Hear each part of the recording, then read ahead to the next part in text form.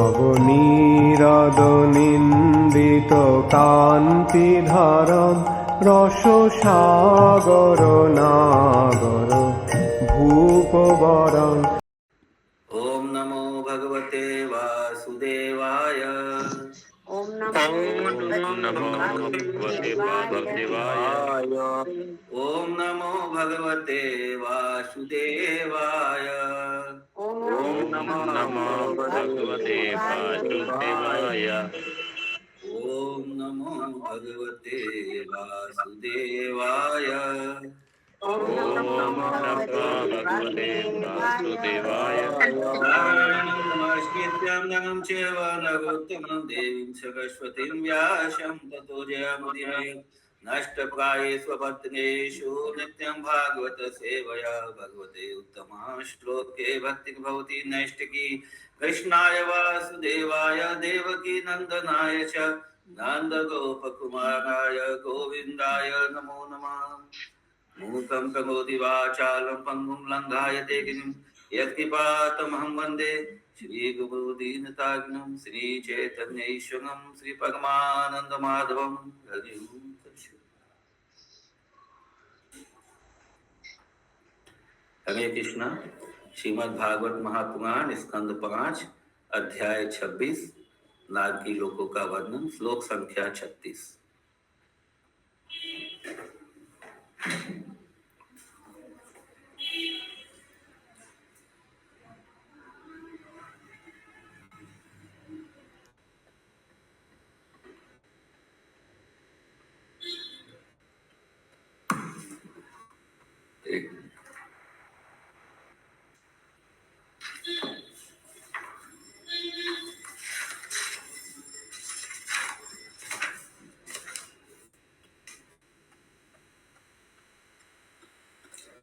यस्त्वह्यवाढ्यभिमति अहंकति तिर्यक्क्षण सर्वत अभिविशंकी।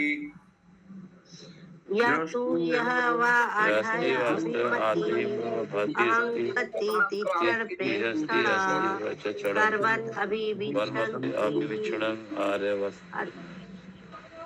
अर्थव्ययनाश चिंतया परिशुष्यमाण हृदय बंधन निवृत्तिम अनवगत। अर्थव्ययनाश चिंतया परिशुष्यमाण हृदय बंधनः निवृत्तम् अनवगतः। गह इव अर्थम अभिगच्छति च अपि प्रेत्य तत् उत्पादन उत्कर्षण संरक्षण। निवृत्तम् अनावगतः ग्रह इव अर्थम् अभिगच्छति च अपि प्रेत्य उत्पादन उत्कर्षण। चमलतः शुचिमुखे नरके नियतति यत्र वित्तगहम्।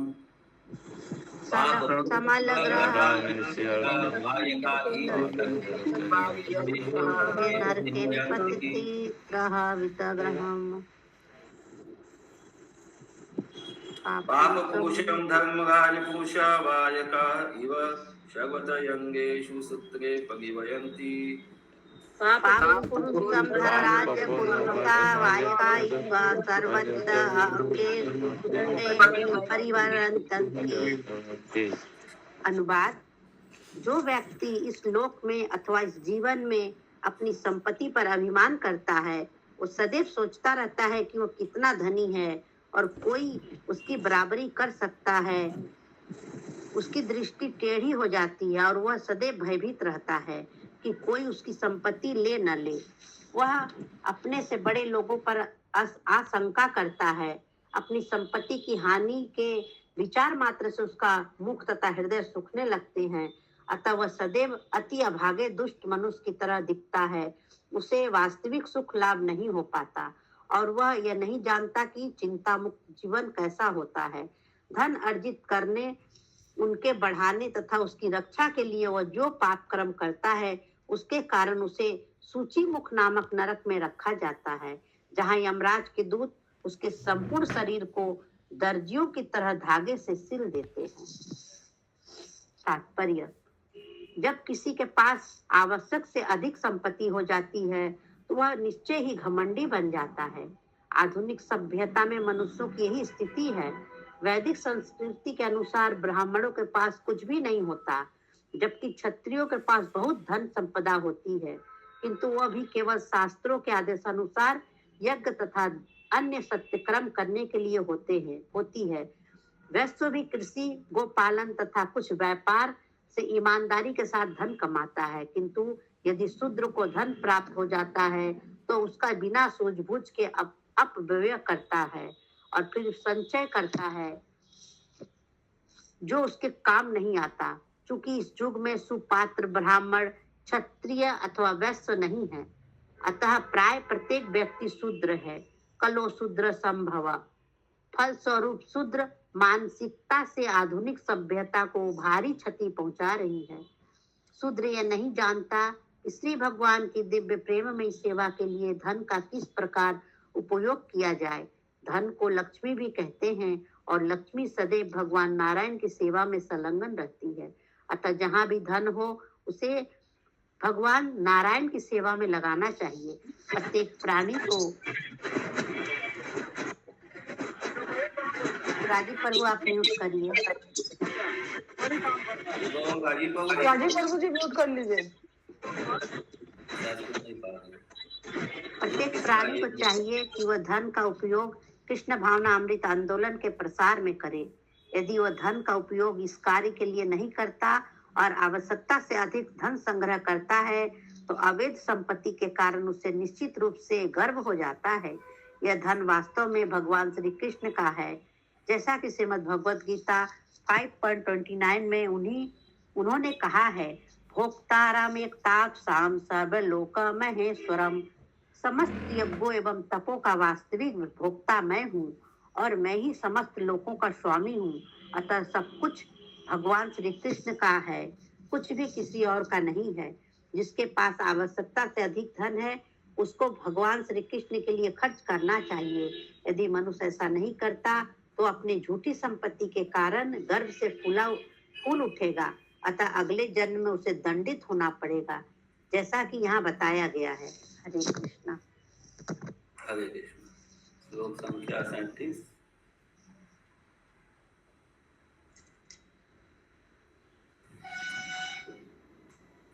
एवं विधा नरका यमालये सन्ति शतश सहस्रशस्तेषु सर्वेषु च। एवं विद्यालये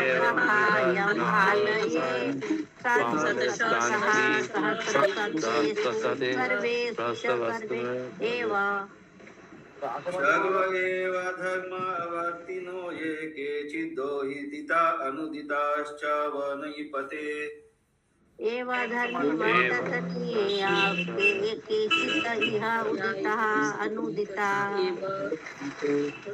पर्यायेण विशन्ति तथैव धर्म अनुवर्तिना इतरत्र इह तु पुनर्भवेत उभयशेषाभ्यां निवासन्ति।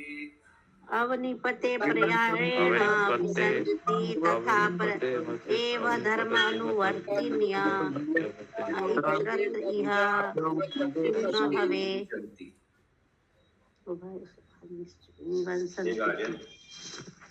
अनुवाद। हे राजन परीक्षित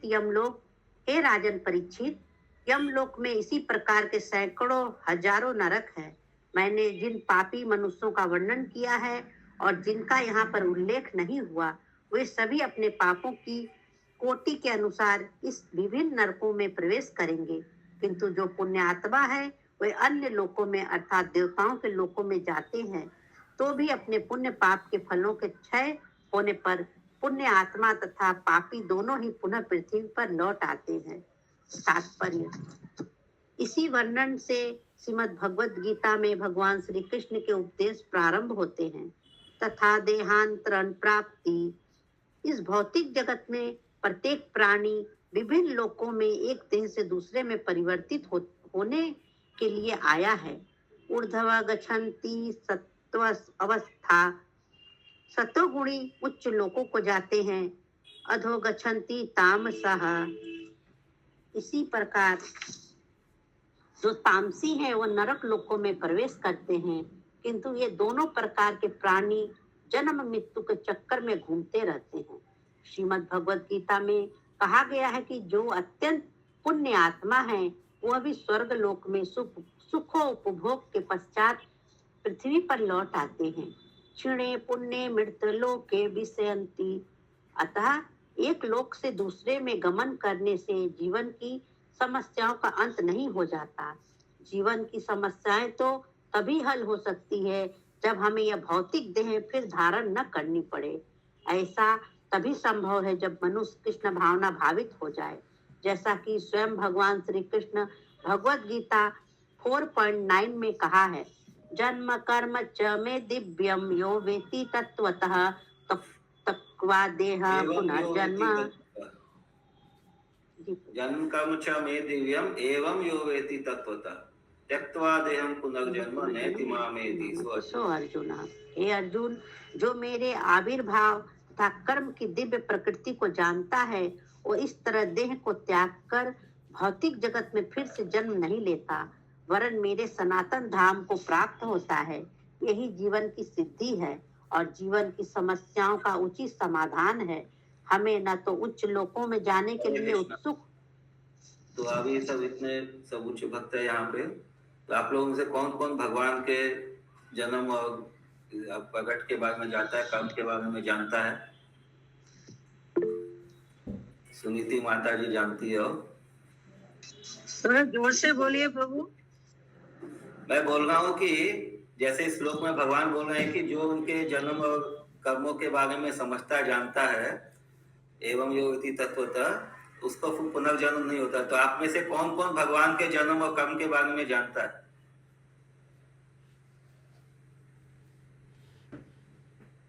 कुछ बहुत कम लोग हैं। कुछ भाग्यशाली आप लोग, क्योंकि त्यक्त्वा देहं पुनर्जन्म नैति मामेति सो अर्जुन। तो आप लोगों का पुनर्जन्म नहीं होने वाला है। हरे कृष्ण। नहीं प्रभु, हम लोग इतना, मैं तो इतना अच्छा नहीं हूँ। नहीं, इसमें लिखा है, भगवान बोले हैं, अभी हम कैसे बताएं? समझ लेते हैं, भगवान प्रकट होते हैं और अप्रकट होते हैं। भगवान बस इतना जानते हैं, बहुत कुछ तो नहीं जानते, बस थोड़ा जानते हैं। जन्म कर्म च मे दिव्यम एवं यो वेति तत्वतः। वो टाइम तो तत्वतः मतलब तत्व से हम लोग कैसे जानते हैं भगवान को? परित्राणाय साधूनां विनाशाय च दुष्कृतां धर्म संस्थापनार्थाय संभवामि युगे। भगवान ऐसे प्रकट होते हैं, तो खुद भगवान बता दिए इसलिए प्रकट होते हैं, क्यों प्रकट होते हैं और कैसे भक्तों के लिए प्रकट होते हैं। तो भी भगवान के अनंत कर्म, अनंत क्या गुण है, अनंत उनका लीला है, अनंत कारण है, कैसे जान सकते हैं कोई? जब तक भगवान खुद नहीं बताए हम लोग नहीं जान सकते। This is the perfection of life. हाँ, आगे माता जी। हमें न तो उच्च लोकों में जाने के लिए उत्सुक होना चाहिए, न ही हमें ऐसा कर्म करना चाहिए कि हमें नरक में जाना पड़े। इस भौतिक जगत का पूर्ण उद्देश्य तभी प्राप्त होगा जब हम अपने आत्म स्वरूप को प्राप्त करके श्री भगवान के धाम वापस जा सके। ऐसा करने का सरलतम उपाय पूर्ण पुरुषोत्तम भगवान द्वारा निर्दिष्ट किया गया है। सर्वधर्म परित्यज्य मामेकं शरणं व्रज। मनुष्य को न तो पवित्र न ही अपवित्र होना चाहिए, उसे भक्त होना चाहिए और भगवान श्री कृष्ण के चरण कमलों में समर्पित होना चाहिए। समर्पण की यही विधि भी सरल ही है, एक बालक भी इसे संपन्न कर सकता है। मन मना भव मद भक्तो मद्धा जीमा नमस्कुरु। मनुष्य को चाहिए कि वह सदैव भगवान श्री कृष्ण का ही चिंतन करे। हरे कृष्णा हरे कृष्णा कृष्णा कृष्णा कृष्णा हरे हरे हरे राम राम राम हरे हरे हरे हरे का कीर्तन करते हुए करे। मनुष्य को चाहिए कि वो भगवान श्री कृष्ण का भक्त बने, उनकी आराधना करे और उन्हें नमस्कार करे। इस प्रकार उसे अपने जीवन के समस्त कार्यों को भगवान श्री कृष्ण की सेवा में अर्पित करना चाहिए। हरे कृष्ण। हरे कृष्ण। तो हम लोगों को क्या क्या जानना चाहिए? पहले हम लोगों का पोजीशन क्या है? जीव स्वरूप है कृष्ण नित्य दास। हम लोग भगवान के नित्य दास हैं, दासों के भी दास हैं। और भगवान कौन है? यस माधुर्य माता जी।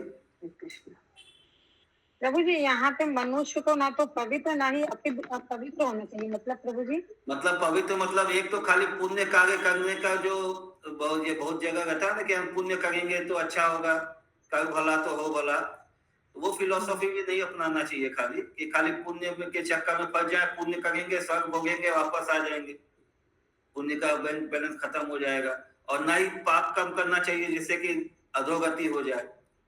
तो न तो उच्च लोगों के लिए न तो निम्न लोगों के लिए ऐसा नहीं करना चाहिए। करना क्या है, समभाव में रह के भगवान का भक्त होने का प्रयास करें। ठीक है माता जी? ठीक है, ठीक है। तो फिर भगवान कौन है? ईश्वर परम कृष्ण सच्चिदानंद विग्रह सर्व कारण कारणम। तो जब अपने आप को हम लोग मानेंगे कि हम लोग दास हैं, तो हम समझेंगे कि भगवान कौन है? प्रभु है, मालिक है, विभु है।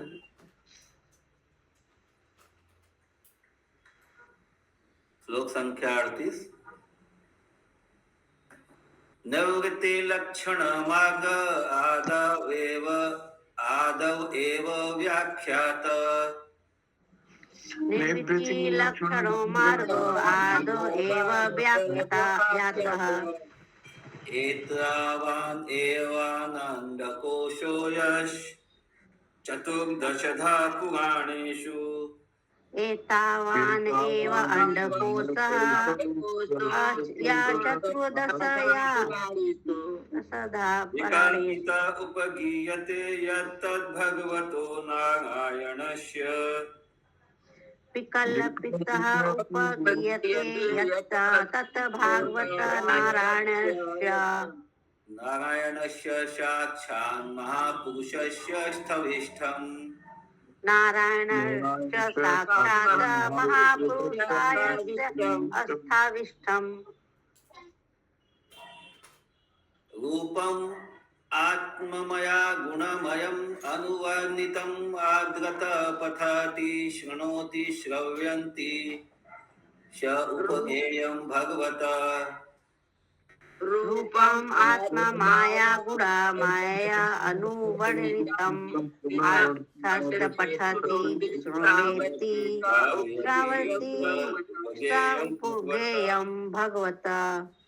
परमात्मन अग्राह्यम् अपि श्रद्धा भक्ति विशुद्ध बुद्धि वेद। परमात्मनः अग्रहमः अपि श्रद्धा भक्ति विशुद्ध बुद्धि वेद। अनुवाद। प्रारंभ में द्वितीय तथा तृतीय स्कंद में मैं ये बता चुका हूँ कि मुक्ति मार्ग पर किस प्रकार अग्रसर हुआ जा सकता है। पुराणों में 14 खंडों में विभक्त अंड सदस्य विशाल ब्रह्मांड की स्थिति का वर्णन किया गया है। यह विराट रूप श्री भगवान का बाहरी शरीर माना जाता है, जिसकी उत्पत्ति उनकी शक्ति और गुणों से हुई है। इसे ही सामान्यतः विराट रूप कहते हैं। यदि कोई श्रद्धा सहित श्री भगवान के इष्ट बाहरी रूप का वर्णन पढ़ता है अथवा इसके विषय में सुनता या फिर अन्य व्यक्तियों को भगवान धर्म अथवा कृष्ण भावनामृत समझाता है, तो आध्यात्मिक चेतना अथवा कृष्ण भावना अमृत में उनकी श्रद्धा तथा भक्ति क्रम से बढ़ती जाती है। यद्यपि इस भावना को विकसित कर पाना अत्यंत कठिन है, किंतु इस विधि से मनुष्य अपने आप को शुद्ध कर सकता है और धीरे धीरे परम सत्य को जान सकता है। हरे कृष्ण प्रभु जी। ये कौन कह रहा है? प्रारंभ में मैं ये बता चुका हूँ। ये तो सुखदेव गोस्वामी जी प्रभु।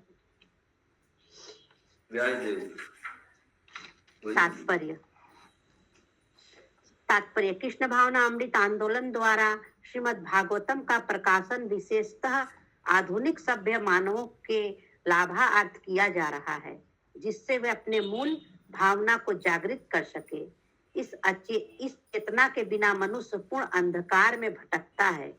मनुष्य को चाहे स्वर्ग को जाए या नरक को, वह केवल अपना समय नष्ट ही करता है। अतः उसे चाहिए कि श्रीमद् भागवतम में वर्णित श्री भगवान के विराट रूप के विषय में सुने। इससे वह अपने आप को बद्ध जीवन से बचा सकेगा और धीरे धीरे मुक्त मार्ग की ओर उठते हुए श्रीमद् भगवान के धाम को वापस जा सकेगा। हरे कृष्णा। श्लोक संख्या 39। श्रुत्वा स्थूलं तथा सूक्ष्मं रूपं भगवतो यति श्रुत्वा सुत्वा स्थूलं तथा स्थूलं तथा सूक्ष्मं रूपं भगवत यत्ति यत्ति स्थूले निर्जितमात्मानं शनैः सूक्ष्मं धिया नयेत् स्थूले निर्जितम् आत्मनं तने सूक्ष्मं विद्या नयेत् इति। अनुवाद। माता जी। हरे कृष्णा प्रभु जी। हरे कृष्ण। यहाँ पे बताया गया कि विराट पुरुष का चिंतन करना चाहिए, मतलब पूजा करना चाहिए और अपने को भगवत धाम वापस जाने के लिए ये करना चाहिए। लेकिन आगे तो हम लोग को बताया गया कि विराट पुरुष का पूजा नहीं करना चाहिए। यहाँ पूजा करने के लिए कहाँ लिखा है? नहीं, पूजा मतलब उनके कि वही विषय में मानना, उनके मतलब विषय ये में है जानना। कि विराट रूप को समझने का मतलब है आपको परिस्थिति समझना चाहिए कि सब कुछ भगवान में है। कैसे विराट रूप में जब हम लोग ये सृष्टि को भगवान के विराट रूप में देखते हैं तो हम लोग को पता चलता है अपना स्थिति, बाकी अधोलोक और उच्च लोकों का स्थिति पता चलता है, और फिर पता चलता है कि ये दोनों से निकल के हम लोग को कहाँ जाना है, हम भगवान के गोलोक में जाना है। तो ये जानकारी के लिए है, ज्ञान के लिए। ये आपको यहाँ ये मानने का मतलब ये यहाँ पे ये नहीं लिखा कि आप पूजा कीजिए अर्चना विधि से, जैसे हम लोग भगवान का पूजा करते हैं। ये भगवान का महत्ता समझने के लिए कि भगवान कितने मतलब क्या बोलते हैं उसको, महान है, या बोल सकते हैं कितने ज्यादा विभु है, कण कण में भगवान है। कैसे हम लोग समझेंगे? जब भगवान के विराट रूप को समझेंगे तो पता चलेगा ना कि भगवान हर चीज में है, हर जगह है, हर समय। उनका महत्ता समझाने के लिए हम लोग को विराट रूप को समझना कि भगवान कितने ये विभु है। तो इसका कारण क्या है, क्यों समझना चाहिए? बोलिए माता जी। उन ये रूप देखेंगे, समझेंगे, तब हम लोग भगवान के महानता को समझ के उनको मानेंगे। हाँ, उनके प्रति समर्पित देखिए होंगे। हम लोग है ना अपने समान का आदमी को तो कुछ नहीं समझते हैं कि वो जैसे वो मधुमंगल बोलता है ना, तो आप हम दोनों बराबर हैं, तुम कौन बड़ा आदमी है भाई, भगवान के साथ जब रहते हैं। तो हम लोग भी वैसे ही है, जब तक भगवान का उनका जो स्टेटस है उसको नहीं जानेंगे तो हम लोग कैसे समझेंगे कि वो भगवान है। तो हम लोग का अपना शुद्धि के लिए हम लोग को ये जानना जरूरी है।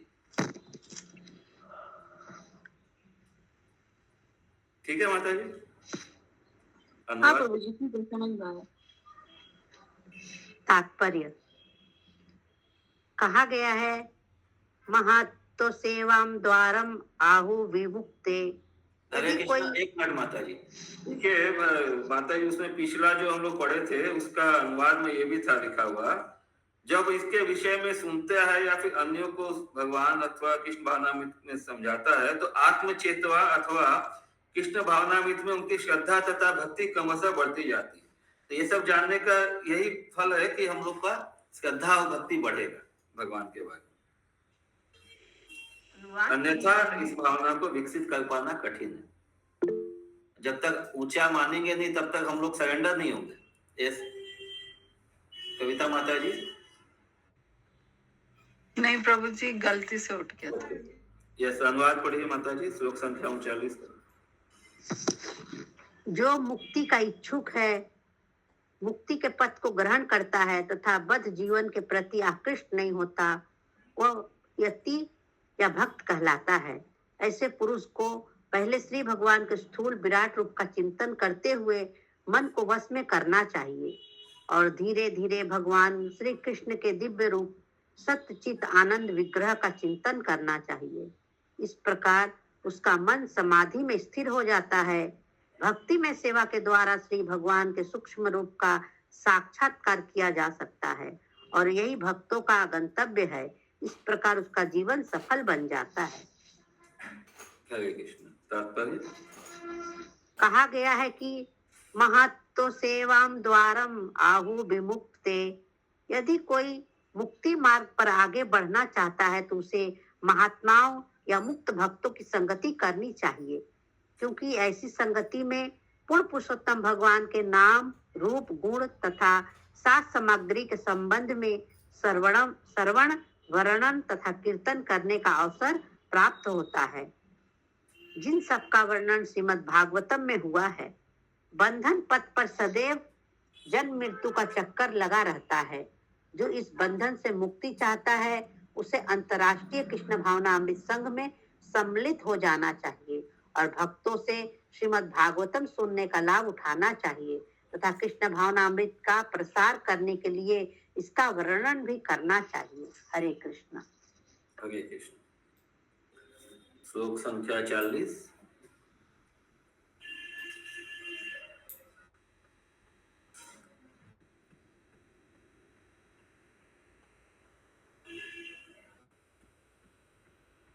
भूदीप वक्ष शरीताद्रि नभ समुद्र पाताल दिक् नरक भागण लोक संस्था भूद्वीप वर्ष सरिता अत्रि नभा समुद्र गीता मया तव नृपाद्भुतम् ईश्वरस्य स्थूलं वपु सकल जीव निकाय धाम गीता मया तव निरुपाद्भुतं ईश्वरस्य स्थूलं वपु सकल जीव निकाय धाम। अनुवाद: हे राजन, अभी मैंने तुमसे इस पृथ्वी लोक, अन्य लोक, उनके वश। प्रभु जी म्यूट कर लीजिए। हे राजन, अभी मैंने तुमसे इस पृथ्वी लोक, अन्य लोक, उनके वर्ष, नदी एवं पर्वत का वर्णन किया है। मैंने आकाश, समुद्र, अधोलोक, दिशाएं, नरक, ग्रह तथा नक्षत्रों का भी वर्णन किया है। ये श्री भगवान के विराट रूप के अवयव हैं, जिन पर समस्त जीवात्माएं आश्रित हैं। इस प्रकार मैंने श्री भगवान के बाहरी शरीर के अद्भुत विस्तार का व्याख्या की है। इस प्रकार श्रीमद् भागवतम के पंचम स्कंद के अंतर्गत नारकीय लोकों का वर्णन नामक 26वें अध्याय का भक्ति वेदांत तात्पर्य पूर्ण हुआ। हरे कृष्ण। हरे कृष्ण। श्रील प्रभुपाद की जय जय जय। अब इसके आगे छोटा सा एक और कुछ ये है। जी होनोलुलु के पंचतत्व मंदिर में दिनांक 5 जून 1975 को संपूर्ण हुआ। तो ये 5वां स्कंद श्रील प्रभुपाद ने कंप्लीट किया था होनोलुलु के पंचतत्व मंदिर में 5 जून 1975 को। गौड़ी भाष्य में श्री कृष्ण कृपा मुक्ति भक्ति सिद्धांत सरस्वती गोस्वामी जी महाराज के द्वारा लिखी गई एक पूरक टिप्पणी है। उसका अनुवाद इस प्रकार है। पढ़े जी। हाँ पढ़िए।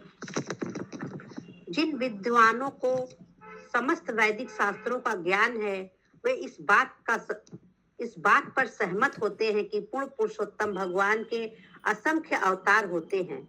इन अवतारों की 2 श्रेणियां की गई हैं: प्रभाव तथा वैभव।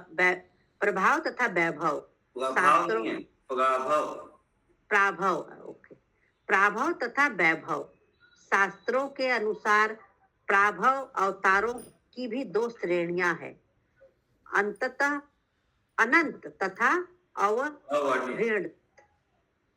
तथा अवर्णित। श्रीमद् भागवतम के पंचम स्कंद में 3 से लेकर 6ठे अध्याय तक ऋषभ देव का वर्णन है, किंतु उनके सत रूप का विस्तृत वर्णन नहीं हुआ है। अतः उन्हें प्राभव अवतारों में द्वितीय श्रेणी के अंतर्गत अवर्णित माना जाता है। श्रीमद् भागवतम के प्रथम स्कंद अध्याय 3। हरे कृष्णा। अवर्णित है माता जी। अवर्णित मतलब होता है जिसका डिस्क्रिप्शन नहीं है, जिनकी व्याख्या नहीं, पूरा वर्णन नहीं है, इसलिए अवर्णित अंतर्गत अवर्णित माना जाता है। श्रीमद् भागवतम के प्रथम स्कंद अध्याय 3 श्लोक 13 में कहा गया है: अष्टमे मेरु दिव्यम तू नाभे जातम उरु कर्मा। दर्शयत्यवर्तम धीराणाम सर्वा अस्त्रम नमस्कृतम। भगवान श्री विष्णु 8वें अवतार में महाराज नाभि अग्निध्र के रूप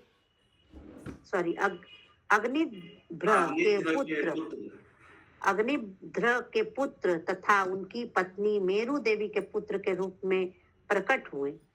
उन्होंने सिद्धि जीवन के परमहंस अवस्था का मार्ग दिखलाया, जिसकी उपासना वर्णाश्रम धर्म के सभी पालन करने वालों द्वारा की जाती है। ऋषभदेव पूर्ण पुरुषोत्तम भगवान हैं और उनका शरीर दिव्य सच्चिदानंद विग्रह है। अतः यह पूछा जा सकता है कि यह कैसे संभव है कि वे मल मूत्र का विसर्जन करते थे। इस प्रश्न का उत्तर गौड़ीय वेदांत आचार्य बलदेव विद्याभूषण ने अपनी पुस्तक सिद्धांत रत्न प्रथम भाग मूल पाठ 65 और 68 में दिया हुआ है। जो पूर्ण ज्ञानी नहीं है वे अभक्तों का ध्यान ऋषभदेव द्वारा मल मूत्र विसर्जित करने की ओर आकर्षित करते हैं, क्योंकि वे दिव्य शरीर के सत्यचित आनंद विग्रह की स्थिति को नहीं समझ पाते। श्रीमद् भागवतम के 5वें स्कंद 5.6.11 में इस युग के मोहग्रस्त तथा भ्रमित स्थिति वाले भौतिकतावादियों का पूर्ण रूप से वर्णन हुआ है। 5वें स्कंद में ही अन्यत्र हाँ प्रभु, यहाँ पर जो लिखा गया है कि मलमूत्र त्याग करने की तरफ आकृष्ट होंगे, तो इसका मतलब क्या है? क्या कहानी है? मतलब जो लोग इतना नहीं है, जिनका श्रद्धा नहीं है, तो वो लोग तो देखेंगे ना टेक्निकल चीज, मैकेनिकल और टेक्निकल हिसाब से देखेंगे। अगर कि भैया उनका शरीर है तो हम साधारण मनुष्य हम मलमूत्र त्याग करते हैं, तो वो भी तो मलमूत्र त्याग करते होंगे, ये प्रश्न आएगा। अच्छा, तो वही बता रहे हैं कि अभक्तों का जो ध्यान वो सब चीज में रह जाता है। श्रद्धा नहीं रहती है उनका, ये स्वभाव है। हाँ, यही वो कैसे टॉयलेट जाते होंगे, कैसे ये करते हो, तो भगवान है तो उनका, तो ये सब प्रश्न वो लोग करते हैं।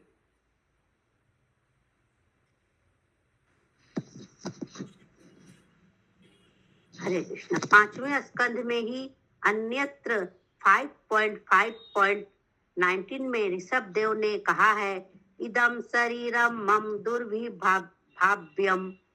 मेरा यह शरीर भौतिकवादियों के लिए अचिंत्य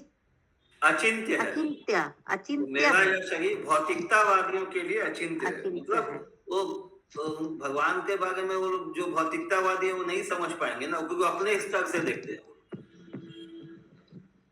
भगवान श्री कृष्ण ने श्रीमद् भगवद गीता 9.11 में भी इसकी पुष्टि की है। अवजानन्ति मां मूढ़ा मानुषितनुमाश्रितं परम भाव मना मजानन्तो मम भूते भूत महेश्वरम। इसको फिर से पढ़िए प्रभु जी। अवजानन्ति मां मूढ़ा मानुषितनुमाश्रितं परम भावम अजानन्तो मम भूत महेश्वरम। मेरे मानव रूप में अवतरित होने पर मूर्ख लोग मेरा उपहास करते हैं। वे मुझ परमेश्वर के दिव्य स्वभाव को तथा सब पर मेरे परम प्रभुत्व को नहीं जानते। पूर्ण पुरुषोत्तम भगवान के मानवीय रूप को समझ पाना अत्यंत दुष्कर है और सामान्य व्यक्ति के लिए तो यह अकल्पनीय है। इसीलिए ऋषभदेव ने प्रत्यक्ष रूप से बताया है कि उनका शरीर आध्यात्मिक सत्यचित आनंद विग्रह है। इसीलिए वे वास्तव में मल मूत्र विसर्जित नहीं करते थे। यद्यपि वे ऊपर से मल मूत्र विसर्जित करते प्रतीत होते थे, किंतु वह भी दिव्य होने के कारण सामान्य मनुष्य द्वारा अनुकरणीय नहीं है। श्रीमद् भागवतम में यह भी कहा गया है कि ऋषभदेव का मल मूत्र दिव्य सुगंध से युक्त था। भले ही कोई ऋषभदेव का अनुकरण कर ले, किंतु वह सुगंधित मल विसर्जित नहीं कर सकता। अतः ऋषभदेव के कार्यकलाप अहर्त कहलाने वाले एक विशिष्ट वर्ग के लोगों के दावे की पुष्टि नहीं करते, जो कभी कभी स्वयं को ऋषभदेव के अनुयायी होने का विज्ञापन करते हैं। वैदिक नियमों के प्रतिकूल कार्य करते हुए भला वे ऋषभदेव के अनुयायी कैसे हो सकते हैं? श्री सुखदेव गोस्वामी ने बताया है कि भगवान ऋषभदेव के लक्षणों को सुनने के बाद कोक, वेक तथा कुटक के राजा ने अहर्त नामक धार्मिक नियमों के प्रणाली का सूत्रपात किया। यह नियम वैदिक नियमों के अनुकूल नहीं थे, अतः इन्हें पाखंड धर्म कहा गया। अहर्त संप्रदाय के सदस्य ऋषभदेव के कार्यों को भौतिक मानते थे, किंतु ऋषभदेव तो पूर्ण पुरुषोत्तम भगवान के अवतार हैं, अतः वे दिव्य पद पर हैं और उनकी समता कोई नहीं कर सकता। स्वयं ऋषभदेव द्वारा पूर्ण पुरुषोत्तम भगवान के कार्यों का प्राकट्य हुआ, जैसा कि श्रीमद् भागवतम 5.6.8 में कहा गया है। दावानन तद्वनमालेलिहान शहतेन ददाह। ऋषभदेव की लीलाओं की समाप्ति पर एक दावानल में संपूर्ण वन तथा श्री भगवान का शरीर जलकर भस्म हो गया। इसी प्रकार ऋषभदेव ने लोगों की अवधि को भस्म कर डाला। इसी प्रकार ऋषभदेव ने लोगों की अविद्या को भस्म कर डाला। अपने पुत्रों को दिए गए उपदेशों में उन्होंने परमहंसों के लक्षणों का प्राकट्य किया, किंतु अहर्त संप्रदाय के नियमों का ऋषभदेव की शिक्षाओं से मेल नहीं खाता। श्री बलदेव विद्याभूषण की टिप्पणी है कि श्रीमद् भागवतम के 8वें स्कंद में ऋषभदेव का अन्य विवरण भी प्राप्त होता है, किंतु वे ऋषभदेव इस स्कंद के ऋषभदेव से भिन्न है। पंचम स्कंद समाप्त। हरे कृष्ण। पंचम स्कंद में जो ऋषभदेव जी का वर्णन है भगवान ऋषभदेव का, और फिर 8वें स्कंद में जो ऋषभदेव का वर्णन आता है, वो दोनों अलग अलग। हरे कृष्णा। श्रीमद् भागवतम महापुराण की जय। जय जय जय जय। 5वां स्कंद का यात्रा जो है विराम ले लिया है।